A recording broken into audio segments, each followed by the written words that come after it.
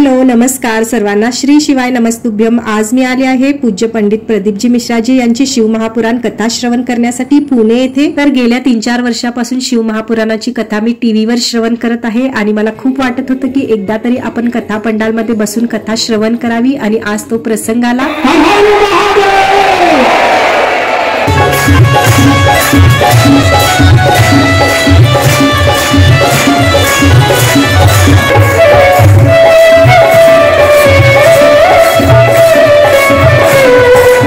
शिवमहापुराण श्रवण केल्याने आपल्या आयुष्यात काही बदल घडू शकतात या गोष्टीवर माझा थोडाही विश्वास नव्हता, पण जेव्हापासून मी अगदी श्रद्धेने शिवमहापुराण श्रवण करत आहे ना, माझ्या आयुष्यात खूप सुंदर सुंदर अनुभव येत आहे। मित्रांनो, आजच्या व्हिडिओमध्ये शिवमहापुराण श्रवण करत असताना मला आलेले अनुभव मी तुमच्या बरोबर शेअर करणार आहे। चला तर मग व्हिडिओला स्टार्ट करूया। पूज्य पंडित प्रदीपजी मिश्राजींची कथा श्रवण करण्यासाठी खूपच गर्दी असते, लाखोमध्ये लोक असतात। कथा पंडालमध्ये बसण्यासाठी मला जागा मिळेल की नाही असं वाटत होतं, पण गुरुजी म्हणतात ना, आपल्या मनात शिवमहापुराण कथा श्रवण करण्याप्रती खरा विश्वास, भावना, श्रद्धा असेल तर महादेव स्वतः हात पकडून आपल्याला पंडालपर्यंत पोहोचवतात। आणि असंच झालं, मी पंडालपर्यंत सुखरूप पोहोचले, पण मला बॅग ठेवण्यासाठी, फ्रेश होण्यासाठी एक रूम हवी होती, म्हणून मी पंडालच्या आसपासच्या लॉजिंग मध्ये रूम पाहायला गेलो। पण तिथे गेल्यावर माहित झालं की लोकांनी पहिलेच रूम बुकिंग केले आहे, त्यामुळे मला रूम मिळाली नाही। संध्याकाळ झाली होती, अंधार पडत होता, म्हणून मी परत पंडालमध्ये माझ्या जागेवर येऊन बसलो। तेवढ्यात एक पती पत्नीचा जोडा येतो आणि त्यांनी मला विचारलं, तुम्ही कुठून आला आहात? तर मी त्यांना म्हणाले, मी खास कथा श्रवण करण्यासाठी कर्नाटकहून आली आहे। त्यावरती बहीण म्हणाली, तुम्ही 7 दिवस या पंडालमध्येच राहणार आहात का? तर मी म्हटले, कथा श्रवण करण्यासाठी इतक्या दूरहून आली आहे, 7 दिवस मी इथेच राहणार आहे, पण मला बॅग ठेवण्यासाठी, फ्रेश होण्यासाठी एक रूम हवी होती आणि आसपासच्या लॉजिंग मध्ये लोकांनी पहिलेच रूम बुकिंग केले आहेत, त्यामुळे मला रूम नाही मिळाली। त्यावरती बहीण म्हणाली, आमचं घर पंडालच्या मागेच आहे, तुम्ही आमच्या घरी येऊ शकता का? पहिले तर मी त्यांना धन्यवाद म्हटलं आणि मी म्हटलं, आपण आत्ताच भेटलोय, आपली ओळख पण नाही आणि मी तुमच्या घरी कशी येऊ शकते? त्यावरती बहीण म्हणाली, असं काही ओळखू नका, तुम्हीही महादेवाचे भक्त आहात, आम्हीही महादेवाचे भक्त आहोत, तुम्ही एका बहिणीच्या घरी चाललोय असं समजून माझ्या घरी या। आणि अशा प्रकारे माझी राहण्याची व्यवस्था झाली। तर पंडालमध्ये हा अनुभव माझा खूपच सुंदर होता। त्याच्यानंतर मी माझा दुसरा अनुभव सांगते। पंडालमध्ये मला जागा मिळाली होती, पण खूप मागे मिळाली होती, तिथून गुरुजींचं दर्शनही होत नव्हतं आणि मला पुढे बसायचं होतं आणि पुढे VIP, VVIP लोकांच्यासाठी जागा होत्या, त्यासाठी तिकीट होतं। तर मी तिथं असलेल्या सिक्युरिटी गार्डशी बोललो आणि त्यांना म्हटलं, मला पुढे बसायचं आहे। तर त्यांनी म्हटलं, आम्ही काही करू शकत नाही, पण तुम्ही आमच्या सरांशी बोलून रिक्वेस्ट करू शकता। त्याच्यानंतर मी सरांशी भेटले, त्यांना म्हटलं, मी कर्नाटकहून खास शिवमहापुराणाची कथा श्रवण करण्यासाठी आली आहे आणि मला पुढे बसायचं आहे। त्यावर ते सर म्हणाले, तुमच्याकडे तिकीट नाही, त्यामुळे तुम्ही पुढे नाही बसू शकता। पण नंतर त्यांनी परत मला हाक मारली आणि ते म्हणाले, तुम्ही इतक्या दूरहून शिवमहापुराणाची कथा श्रवण करण्यासाठी आला आहात, तर मी तुम्हाला उद्यापासून VIP च्या जागेवर बसवेन। हे ऐकून मला खूपच आनंद झाला। कथाचे पहिले 3 दिवस मी मागे बसून कथा श्रवण केली, त्याच्यानंतर 2 दिवस VIP च्या जागेवर बसून कथा श्रवण केली, त्याच्यानंतर सरांनी मला VVIP मध्ये बसवलं, तिथं बसून 2 दिवस मी कथा श्रवण केली। कथाच्या 7व्या दिवशी त्या सरांनी मला स्टेजवर बोलवलं आणि शिवमहापुराणाची आरती करण्याचं मला सौभाग्य मिळालं। शिवमहापुराणाची कथा श्रवण करण्यासाठी घरातून निघताना असं वाटत होतं की गुरुजींच्या कथेमध्ये लाखोमध्ये लोक असतात, मला बसण्यासाठी जागा मिळेल की नाही, पण महादेवानी मला पंडालपर्यंत सुखरूप पोहोचवलं। त्या बहिणीने माझी राहण्याची व्यवस्था केली, त्या सरांनी मला पुढे बसवलं, शिवमहापुराणाची आरती करण्याचं सौभाग्य मला मिळालं, गुरुजींच्या हातून बेलपत्री मिळाली, मला माझे अनुभव सांगण्यासाठी माईक मिळाला। शिवमहापुराणाच्या पंडालमध्ये सर्व काही खूप छान घडलं, असं वाटत होतं की महादेव सदैव माझ्या बरोबरच आहे। महापुराणाची कथा पंडालमध्ये बसून ऐकण्याचा आनंद एक वेगळाच आहे, हा आनंद कुठेही मिळणार नाही। इथं येऊन मला खूप छान वाटलं, खूप छान अनुभव आले। आरतीसाठी स्टेजवर गेल्यावर मला खूपच आनंद होत होता, लाखोच्या भीड मध्ये मला आरती करण्याचं सौभाग्य मिळालं, पण पंडालमध्ये गेल्यावर एवढी गर्दी पाहून मला वाटलं नव्हतं की गुरुजींच्या हातून मला बेलपत्री मिळेल, मला आरतीमध्ये सामील व्हायला मिळेल। शिवमहापुराणाची कथा श्रवण करण्यासाठी घरातून बाहेर निघताना शिवालयामध्ये जाऊन 1 लोटा जल चढवलं आणि महादेवांना म्हटलं होतं की हे महादेव, मला गुरुजींच्या हातून एक बेलपत्री हवी आहे। पण म्हणतात ना, आपण खऱ्या भक्ती, भाव, श्रद्धेने केलेली प्रार्थना देवापर्यंत जरूर पोहोचते, तर मला असं वाटत होतं की माझी प्रार्थना महादेवापर्यंत पोहोचली आहे। तर मित्रांनो, मला एवढं सांगायचं आहे की या छोट्या छोट्या अनुभवातून मला खूप मोठा आनंद मिळत होता। तर तुम्हाला हा व्हिडिओ कसा वाटला? आवडला तर लाईक करा, तुम्ही महादेवाचे भक्त असाल तर कमेंटमध्ये श्री शिवाय नमस्तुभ्यम जरूर लिहा आणि चॅनलवर नवीन असाल तर चॅनलला सबस्क्राईब करून सपोर्ट करा। भेटूया अजून एक नवीन व्हिडिओ सोबत, तोपर्यंत सर्वांना श्री शिवाय नमस्तुभ्यम।